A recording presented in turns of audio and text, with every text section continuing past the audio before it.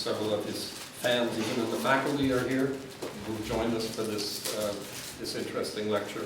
An expert on many issues of European law, including European law dealing with freedom of expression. He was a counsel in an important case at the Grand Chamber of the European Court of Human Rights last year that he actually won. I did. Well, by a few votes. You don't really win or lose, you just contribute to the freedom of expression debate. And he says, as far as Brexit is concerned, I guess you don't even get the vote, do you? No, you see, you won't even get the vote.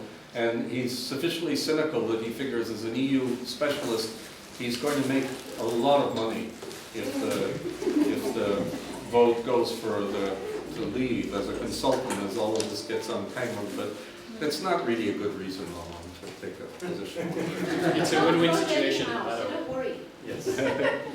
So, and in a way, the Europeanness of this country, which we hope it will remain, has as manifestations of it the fact that the head of the law department in Middlesex was not born in England. So there you go. Thank you. Like the mayor of... Like no, the mayor was former born mayor of in London. No, was he not born in the US? Anyway, so I'm going to have 45 minutes, right? So I'll try to be as concise as possible so that we can have a Q&A at the end. I'm sure you have plenty of burning questions, especially if you are an EU citizen residing and working in the UK. You may want to know what might happen to you should the vote go the wrong way on June 23rd.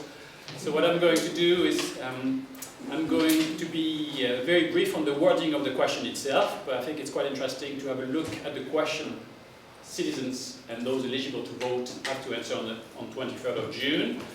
Then I'll tell you about the process the UK would have to follow should there be a decision to leave the EU on June 23rd. And then I'm going to discuss 3 controversial issues.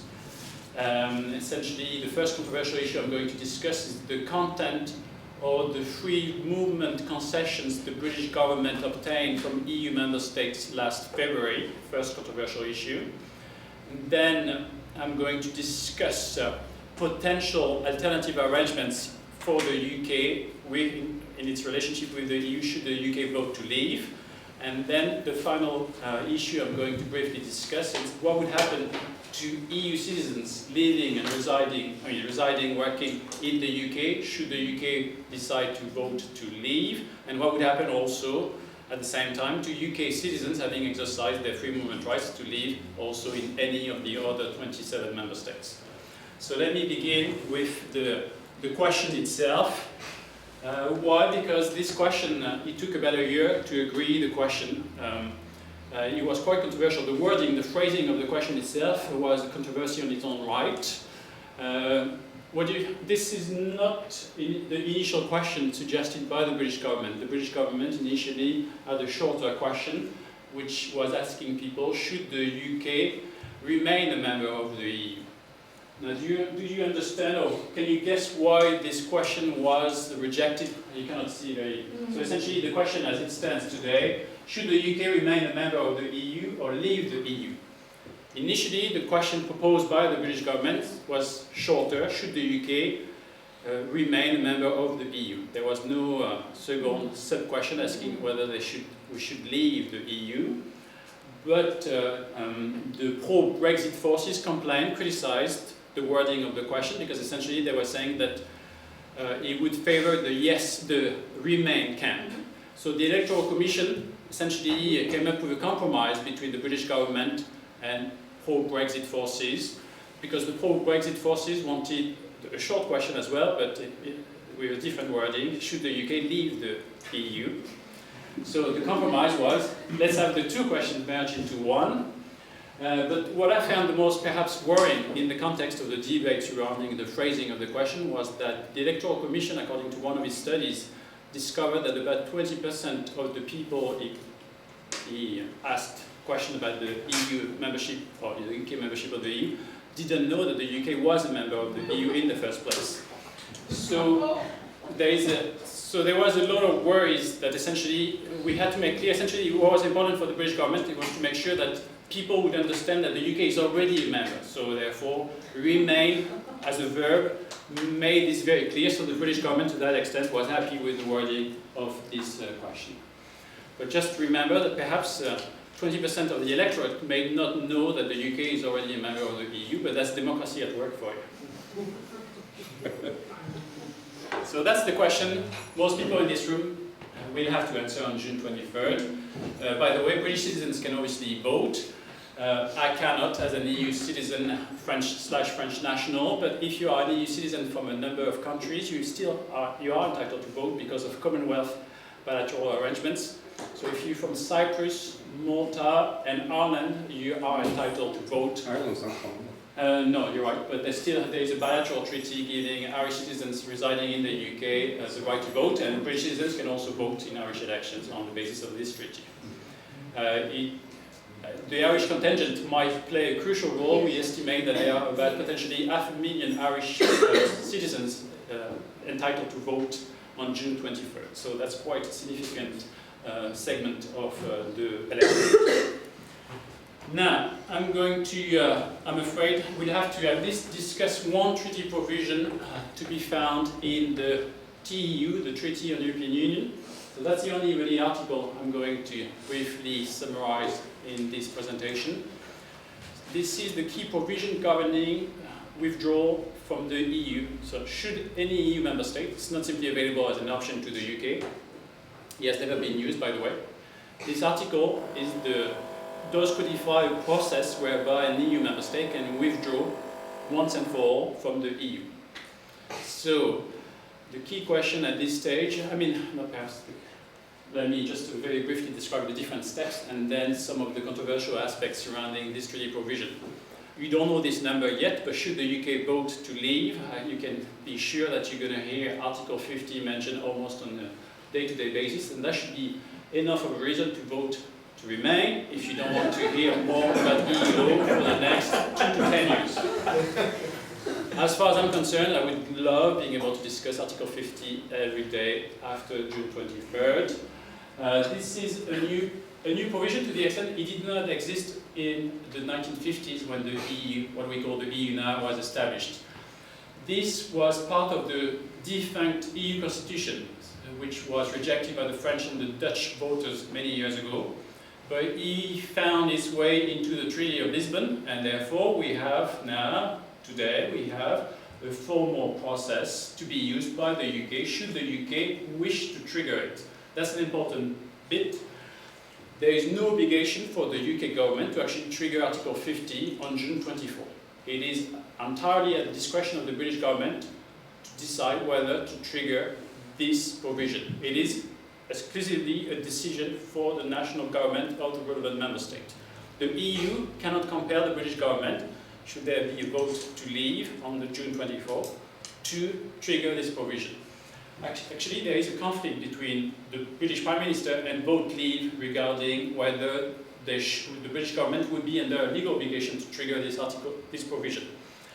For vote leave, the British government should not trigger this provision right away. Why? Can you guess why? For the British government, however, the British Prime Minister has indicated its commitment to trigger it as soon as as soon as there is a vote to leave. And the trick why vote leave would be against triggering the provision whereby you can withdraw from the EU, because of the so-called 2-year guillotine clause. If you know, I think the light is not, you cannot see the text of it, but so let me just paraphrase what you can find at the end of this treaty provision. Essentially, there is a 2-year deadline. If by the end of the 2-year deadline, after this provision has been triggered, then the UK is automatically out of the EU, regardless of whether an agreement has been found with the EU for a transitional withdrawal from the EU. This is called the 2-year guillotine clause. This 2-year clause is binding on the day this provision has been formally triggered. So this 2-year deadline doesn't run until the British government would trigger the provision. For vote leave, it's important not to trigger this provision because otherwise, essentially, your room for negotiation is quite, you have a very weak negotiating hand because essentially the EU partners really have nothing to lose from you being withdrawn from the EU. I mean, they may have economic costs, but essentially it's more important for the British government to agree some organized withdrawal from the EU because the legal and political costs would be huge otherwise. So essentially, for vote leave, we shouldn't trigger this provision until we have some sort of compromise regarding the new relationship to be devised between the EU and the UK. But it'd be very difficult for the British government not to trigger this provision because essentially other member states would refuse to negotiate in any sort of form with the British government post June 23rd. This is the key framework, and I see, politically speaking, legally speaking, yes, there is no obligation to trigger it, but I would think that politically speaking it would be very difficult not to for the British government because other member states would simply refuse to negotiate any sort of withdrawal arrangements with the UK outside the framework of this treaty provision.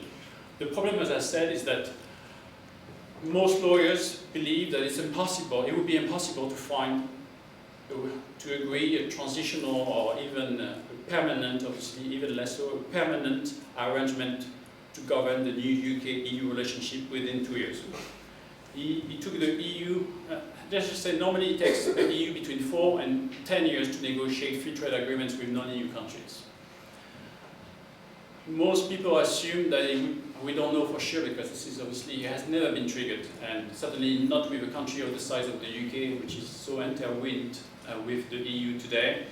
I believe, personally, I would say it would take at the very least 10 years before we can sort out the mess. Hence what I told you, Bill, this is the time to specialize in EU law and pray for a Brexit vote. And then you would have plenty of work for at least 10 years. Because not simply would there be a massive amount of work to be done regarding the relationship between the UK and the EU, but what about EU law which is already binding in the UK domestic legal order?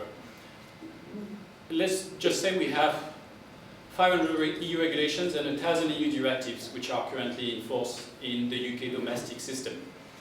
Most, I would assume, the British government to wish to retain at least 90% of them, but then they would have to be essentially copy-pasted into British law. But that would take, it's difficult to assess because it has never been done, this exercise. But I would think that the British government currently does not have the number of civil servants required, if only to do this kind of EU law copy-pasting. I would say we need perhaps 200 lawyers for 10 years to do this type of work. It's very difficult. It depends again on what the amount of the number of regulations and directives which the British government may want or would wish to retain. But essentially, if this Article 50 is triggered, then you have 2 years to agree a deal, unless there is an exception to the rule, unless all the other 27 member states agree to extend the 2-year deadline. So that's technically possible.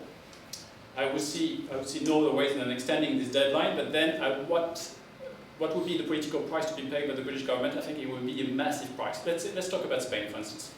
We are towards the end of this 2-year deadline. Spain has a vote, either to extend or not. What would I ask if I were the Spanish government? I say, Gibraltar. Give me Gibraltar, and then you can have your extension. So every single member state might try to extract a concession, not directly linked to the debate, but for the British government would be in a very weak negotiating position. Because most EU member states would assume that the British government has nothing to win from actually withdrawing in a completely disorganized manner. It would have a massive economic cost if should the UK not engage in good faith in this for the UK in the negotiation. It would have an economic cost on other EU member states, but less so than the economic cost the British government would face. And I've been asking this question before, so let me just answer it, even though you haven't asked the question. What would happen should the British government change its mind during this 2-year period of time? Technically, until an agreement to withdraw has been negotiated, concluded and ratified, the British government can always change its mind from the point of view of EU law. So triggering Article 50 doesn't mean that you have to withdraw from the EU, it's just the starting of the process. The British government, until the withdrawal agreement is concluded, I would say, can still change its mind. Technically speaking, by the way, the June 23rd referendum does not legally bind the British government. As far as my understanding of British law is that essentially, obviously, politically speaking, it would be impossible not to obey or not to comply with the results of the vote. But technically, there's no legal obligation on the British government to trigger this provision the following day, should there be a vote to leave the EU. However, let's assume that the UK has withdrawn from the EU, and in a couple of years we have another referendum to become a member again. Then we'll be treated in the same way as any non-EU member state. The UK then will have to reapply the same way any non-EU country may apply to become a member of the EU. So then you would assume that perhaps this process would be quite quick, but you never know. So it would be essentially with Turkey, with the status of candidate country in this particular situation. And by the way, because we discussed Turkey yesterday, the UK does have a veto on Turkish membership. No non-EU country can join the EU without the agreement of all the EU member states. So essentially, if you want to join the EU today, then you need 28 countries to agree with your membership application. So that is the process, Article 50, so not very straightforward. It has never been used. I would assume that, however, the key point, perhaps in my view, is that there is no way and a withdrawal, an agreement can be found within 2 years. Even if all the parties are acting in good faith, they simply, the body of EU law, the relationship is so interconnected that it would take many, many years. Just to negotiate with Canada, a very limited free trade agreement, it has taken us 9 years, the EU and Canada. And the free trade agreement is quite limited in scope. To a large extent, we don't know. My educated guess would be, at the very least, 10 years. But then again, it's just a guess. Now, I'm going to assume, now for the next 5 minutes, I'm going to assume that there is a vote to remain on June 23rd, and then I'm going to look at the impact on the EU law this may have on the basis of the agreement concluded or negotiated or agreed last February. Do you remember the British Prime Minister's promise for a reformed EU? We spent quite a lot of time this winter with the British Prime Minister, tried to get some concessions in order to back the Remain vote. So essentially, last February, all the 28 EU heads of state and government negotiated a deal. It's called the New Settlement for the UK in the Reformed EU. That's the formal title of the document which was agreed last February. There are many sections in the document. Essentially, you have 4 subjects, 4 topics being discussed in this document. I'm only going to mention the section relating to free movement law. The other 3 sections are not that interesting and don't do much, even though if I'm being recorded, then I would say, let's just say that the most important chapter of this agreement does concern free movement law. The other chapters are less important, or at least would lead to less dramatic changes. The other chapters are about economic governance in the EU, better regulation, and the ever closer union provision in the EU treaties. In my view, rather a set of cosmetic changes, nothing important. However, regarding free movement law, and that's where most of the controversial discussion, that was the most controversial topic last winter. To what extent should we agree with the British Prime Minister to add new restrictions regarding free movement law, EU free movement law? So the British Prime Minister was able to get 4 concessions out of the other EU governments. What I'm going to discuss very briefly is first the content of these concessions or these agreements, and then whether they're actually lawful or not. So the content is easy enough to discuss. The legality of these changes is more a matter of me assessing what may take place should these changes be brought to the Court of Justice of the EU, as they will, if there is a vote to remain on June 23rd. The first one is by far the most controversial aspect of the deal, this so-called emergency brake on new EU citizens moving into the UK post vote to remain. So essentially, let me simplify matters because we don't have much time. But essentially, it has been agreed that should the UK vote to remain, that the EU institutions would adopt legislation allowing any EU member state to trigger a new so-called emergency brake. So essentially, any EU member state, including the UK of course, should the UK vote to remain, there must be legislation at some point adopted allowing a member state in a situation where the number of EU migrants coming into the host member state is so high that it has a dislocation effect on the national economy and with a negative impact on public services. At which point then the Commission can agree with the requesting member state to let this member state trigger the so-called emergency brake, in which case then discrimination based on nationality would be allowed for the first 4 years of residence of the new EU migrants. So there'd be discrimination on the basis of nationality allowed regarding access to tax and social advantages. This is currently that would be a direct breach of EU primary law. So this is the content. Now, is it lawful or not? I'm willing to bet a point of Guinness that this will never survive judicial scrutiny before the Court of Justice, but then some very experienced EU lawyers have different views on the matter. But I would think very difficult in the absence of a treaty change for this to survive judicial scrutiny, if not simply on the basis that for a country like the UK, there is no economic evidence that EU migrants are having a dislocating effect on the national economy. If anything, they are net fiscal contributors. So let's just say that regardless of whether there is a substantive argument to be made as a matter of principle that this is not compatible with EU primary law, a judicial review case just arguing that there is no factual basis to trigger the emergency brake, then that should be enough to at least get the Commission the decision of the Commission allowing the British government to trigger it annulled.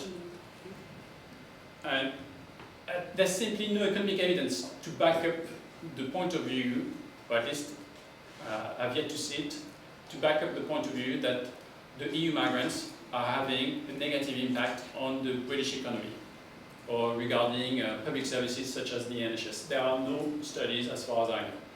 So in the absence of any factual rational basis, then obviously this emergency brake, should it be triggered with the agreement of the Commission by the British government, would not survive judicial scrutiny, but it might take 2 years before we get the ruling of the Court of Justice, during which time then EU migrants may have been discriminated against, and then should the court side then with the plaintiff, then we have plenty of claims for damages, and then people would then write to the taxman and get their tax back. It would be a total nightmare, but we shall see. But essentially, first emergency brake, I'm willing to be on the record, I'm willing to state that there is, in my view, 99% chance that you won't survive judicial scrutiny, despite what the governmental lawyers have said in newspapers.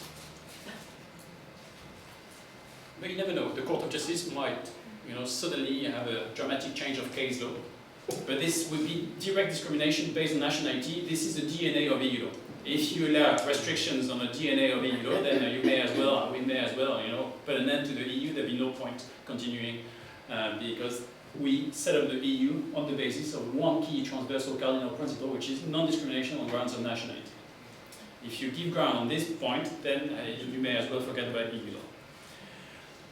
I'll spend less time on the other concessions, but essentially there was also a controversy regarding an EU regulation governing the payment of child benefits. So technically, what is the situation today, very quickly? If you work in the UK, but do not bring your children with you, then you're still entitled to claim UK welfare benefits or child benefit payments to your children, even though they do not live with you in the UK. That would be also an option available to UK migrants or UK citizens having moved to another member state. So for some people this is not acceptable. They don't want, for instance, citizens from Poland being able to work in the UK, claim child benefit payments in the UK, even though their children have never left Poland.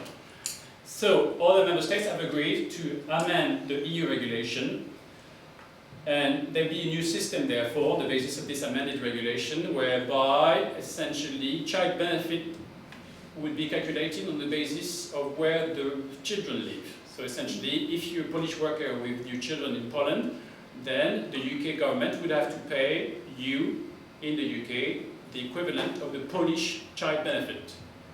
So, but it would also mean you work in the UK, but you have your children left in Germany or France. It would mean, therefore, that the UK would pay more because child benefits are actually higher in a number of countries. And in Poland, they're about to become higher than in the UK. They didn't think this through. So my assessment of the situation regarding this concession is that it's lawful, certainly no breach of EU primary law, but it would actually end up costing more to the UK taxpayers.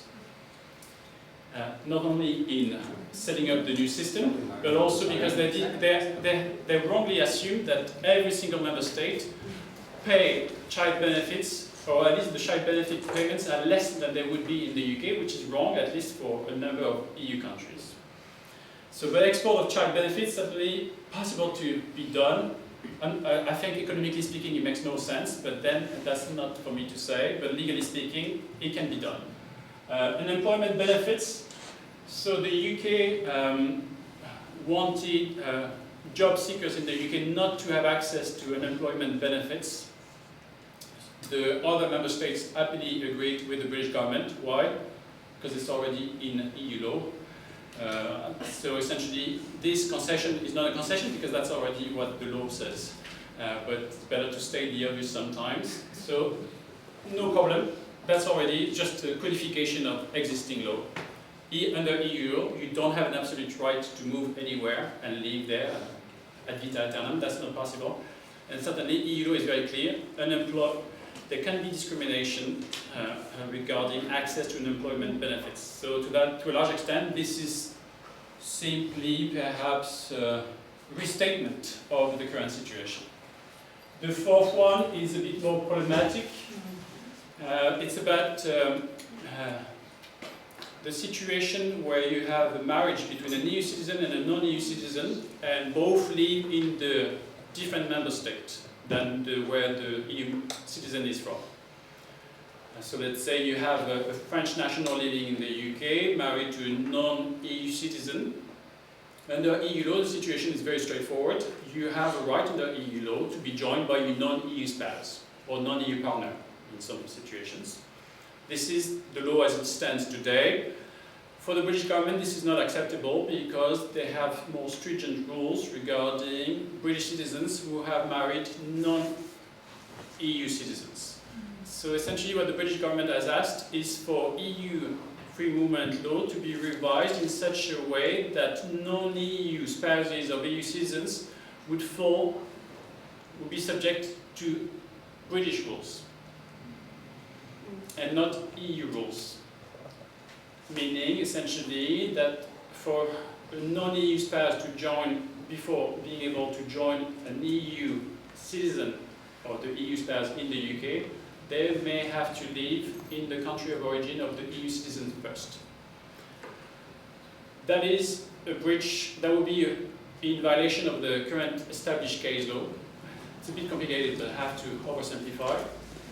But essentially, they want to impose new restrictions on non-EU nationals who marry EU citizens before they can move to the UK. My personal legal assessment is that this would not survive judicial scrutiny again, even though I'm not as firm as I was regarding the emergency brake. I think the emergency brake is quite clearly a breach of EU primary law. For this one, essentially, it would be for the Court of Justice to decide whether to overrule itself.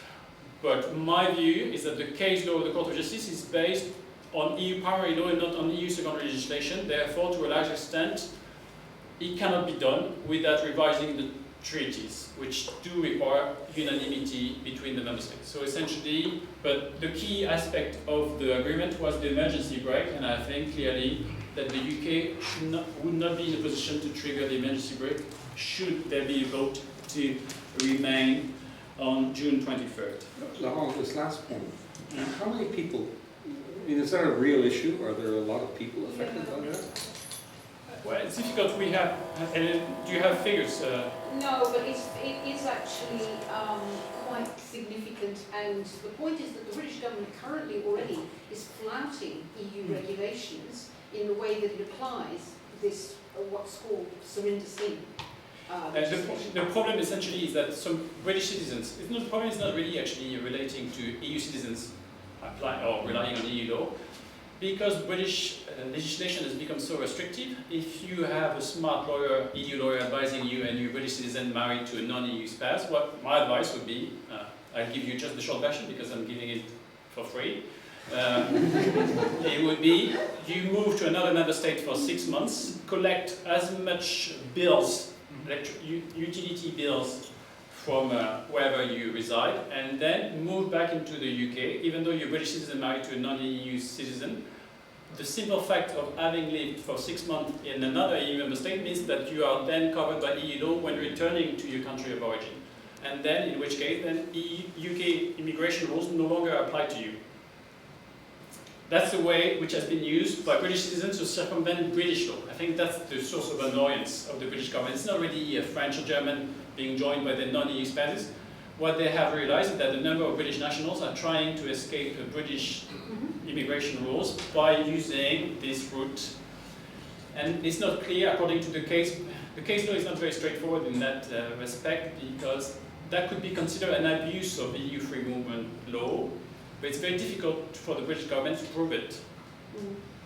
And they would have to assess this on a case-by-case basis, and you can then have a legal challenge against the British government's assessment. But again, I don't think that's going to fly. It would be in any event subject to a legal challenge, and I would say there is a 50% chance that it would be found not compatible with the EU treaties by the Court of Justice. So 1 chance out of 2. I would say. May I ask a quick question in regards to the emergency brake? If that does apply, would everything else at the bottom apply with it? No, so essentially you have, these are the 4 main concessions obtained by the British government. All of them, with the exception of unemployment benefits, would require the adoption of new legislation. They don't have to be connected. You can have different bills being submitted by the Commission. Because I was just thinking of an example. So, for example, they're going to give you a child benefit for your children who don't live in the UK. Yes. At the same time, they're not going to let your spouse, who's a non-EU, to come. But what if your child is a dual citizen, or your child does not hold an EU? They're not connected. Not connected. No. Each one is seen separately. Different pieces of legislation. So I think the Commission, if I were the Commission, I would bring different pieces of legislation, because then, depending on how controversial they are, they may be stuck in the legislative process. So if you want to move very fast, then you may want to have a different bill per subject. But then what the British government is forgetting or not mentioning explicitly is that the Parliament essentially can torpedo any of these new legislative proposals. And the European Parliament does not have to answer to the British people. They have a different constituency. It's not, and this agreement was, to a large extent, only negotiated with other national governments. The European Parliament was associated, but not to a large extent. So we don't know, and the political majority in the Parliament may also change, even though there is a right-wing majority today. I'm not sure also how fast the Parliament will move on these issues. This is why we had a long debate in the British newspapers about the legally binding nature of the agreement. But what newspapers forget to mention or do not fully understand that this is a legally binding agreement under international law, but it doesn't make it lawful under EU law. It is a legally binding agreement, yes.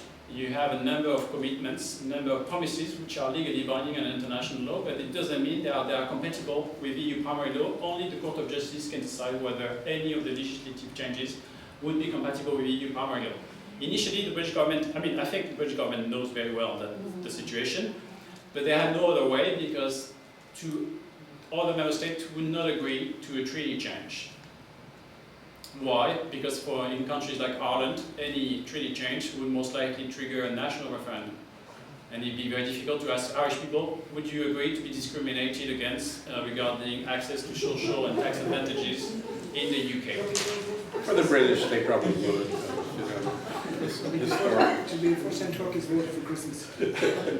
So I have two more controversial aspects, and then I'll be happy to take questions. Very brief, because I have only 5 minutes left.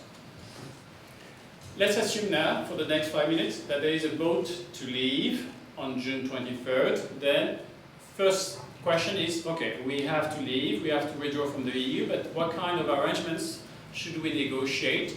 According to the British government, there are 3 main models to look at. The Norway model, the Canada model, and the World Trade Organization model. This is a slide from an official governmental report, so I'm not coming up with these options. According to the British government, these are the 3 options you have to pick from if there is a vote to leave. Norway option being the most ambitious option, and then the Canada option being less ambitious, and then the World Trade Organization would be the default position. That would be, according to the British government, the worst possible option. Let's have a look at Norway, which is essentially, that would be the closest option to quasi-EU membership. I cannot go into details, but because it's quite tricky. You have a number of non-EU member states where EU law is binding. So Norway, Switzerland, Iceland.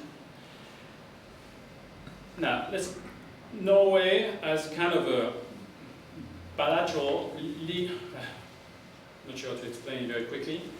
Let's just say that to gain access to the single market, Norway had no choice but to agree essentially to be bound by EU law and to agreeing to respecting EU free movement rules. So essentially, for the UK government, there would have to be a compromise.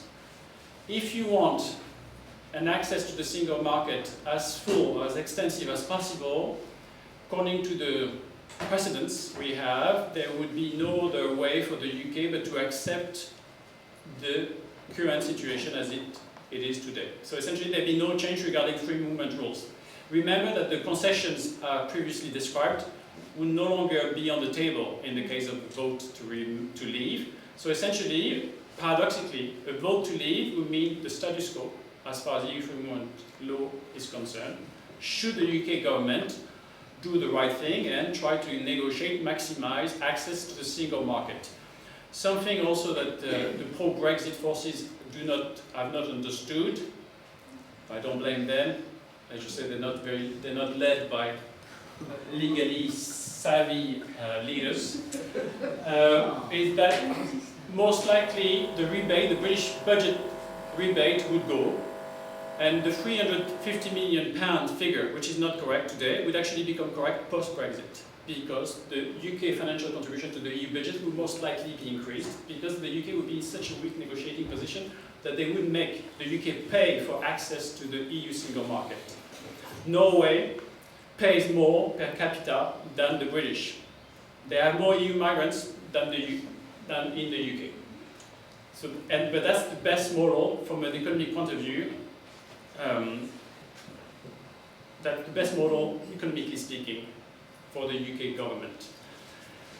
The Canada, just very briefly, does not cover services. Services, to oversimplify, that's between 60-70% of the British GDP. The Norway arrangement covers trade in goods and trade in services, with some exceptions. The Canadian agreement only covers trade in goods, so no services. Again, to oversimplify. The Canadian model, what would that mean, for instance, for law firms? British lawyers would lose the right to provide legal services on a short-term basis. They would not be covered. It wouldn't be part of the Canadian option. This would have an automatic recession effect on the British economy, I would think, because of the way the British economy is organized today. So banking products, insurance products, all the financial services would not be governed by a free trade agreement. It would only be trading goods, and since the UK trade in goods is quite limited, it would have a negative economic impact, but then on the other hand, it would mean not having to comply with EU free movement rules. Essentially, the key point is, the more access you want to the EU's internal market, the more you have to comply with EU law, including EU free movement rules. So you cannot have you cannot have one without the other. It's simply not possible, I think. And therefore, essentially, my prediction would be that should there be a vote to leave, most likely we would negotiate an agreement similar to the agreement we have with Norway or Switzerland, and then they would have no impact whatsoever on the free movement rights of EU citizens wishing to reside and work in the UK. Otherwise, with virtual organization, that would be I think, not certainly a very economically speaking good option, because it would mean that then we would reintroduce custom duties on all goods, services. So essentially, there'd be an increase in prices of all imported goods, including and also services. But these are the main three options. And regarding Norway, for instance, it has taken us about 10-20 years to negotiate all the different aspects. In Norway, I mean, it's difficult to say scientifically speaking, but essentially, most of EU law is applied automatically in Norway without the Norwegian government being associated to the decision-making process. So it would mean that should the UK be in such a position, it would mean EU law still binding in the UK, but without the UK playing any role in the decision-making process. So the impact on national sovereignty would actually be more dramatic being outside the EU than being inside the EU, but then again, that's an aspect of the debate which is not really well thought of. You want to preserve national sovereignty, in my view. You want to be at the table when decisions are made. Otherwise, being outside, then most of EU law would be binding if you want to maintain access to the EU's market. Now, last slide and last issue I wanted to briefly raise with you, but then I've already answered this to a large extent. What would be the potential impact of a vote to leave on the free movement, on the situation of citizens having already exercised their EU free movement rights? So EU citizens living and working in the UK, or UK citizens living, working in other EU member states. The short answer is we don't know. Legally speaking, there's this notion of acquired rights or vested rights under international law. Some people have argued that essentially under international law, let's talk about EU citizens working in the UK, so essentially that they would be protected under international law under this notion of acquired rights. There is no definition as far as I know, that would be beyond my area of expertise. So we don't exactly know what that would mean in EU law terms. What is an acquired right in EU law? Is it the right to reside on and work on day one, or is it the right to reside after 5 years of residence, which gives you under EU law a right of permanent residence in the host country? Most people assume that only those who have exercised their free movement rights for more than 5 years will be governed by this notion of vested right. Meaning that if by the time of the withdrawal agreement you haven't applied for your permanent residence card under EU law, then you would not have any protection under EU law. So essentially, it would seem that the cutoff point would be 5 years. To be protected under this notion of acquired right, you would have to have applied and obtained this card of permanent residence under EU law. If you haven't reached this 5 years threshold, then you would not be covered under international law. Technically, I don't think that should be an issue anyway, because I cannot think of any situation where the British government would not want to negotiate a very organized, structured exit agreement. So essentially, I would think that anyone who has exercised free movement rights before the entry into force of the withdrawal treaty would be covered, would be entitled to reside, let's say, anywhere in the EU, including, obviously, that would cover British citizens living in Spain, Portugal, or wherever. But it's not quite clear. It's all going to depend, it will all depend on the nature of the agreement to be negotiated between the EU and the UK. So nothing can be excluded. The notion of a vested right, to a large extent, I think, is unclear, so I'm not sure to what extent it will be useful for EU citizens. But my assumption would be that there will be no change until after the entry into force of the potential exit treaty. But then the paradoxical impact of this would be, if I'm correct, then we're most likely to see perhaps a massive flow of EU migration until the day the new agreement will enter into force, because then, if I'm correct in my legal analysis, if you're from Portugal, for instance, and you want to preserve, you want to try to work in the UK, well, and you want to make sure that you have the right to do so, then you will have an incentive to move before the entry into force of this exit treaty. So paradoxically, we could see then perhaps, the 5 million some people have mentioned, essentially they would not come from Turkey, they would come from all southern Europe, and perhaps we would have half of Greece, half of France moving into the UK before the entry into force of this new exit treaty. But then obviously that's only going to be an issue if there is a vote to leave. But we don't know that, so that does conclude my presentation.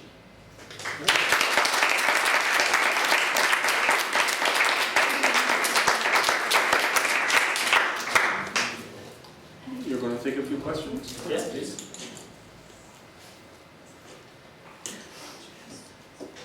Well, at least the influx of all the Southern European migrants would then stabilize the overheated housing market. Sure. Which they're also afraid of.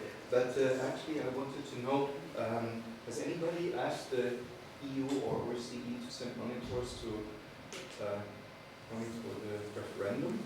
What do you mean? Like, it's a referendum, so is there any outside party monitoring the I don't think so, no. Perhaps the OSCE might play a role, but the EU certainly would not want to be involved in any kind of monitoring. When the EU does get itself involved in monitoring missions, it's for non-EU countries. I don't think they would have a mandate to actually monitor elections within EU member states. I don't know. I think they can monitor referendums in the EU, but I'm not certain. Simply don't have the answer to your question. And then I have a second question. Is it possible for the British government to pass a law according to which for the next 10 years EU law that is in force right now would remain in force, so that they would not have to deal right away with It's a good point. copy paste?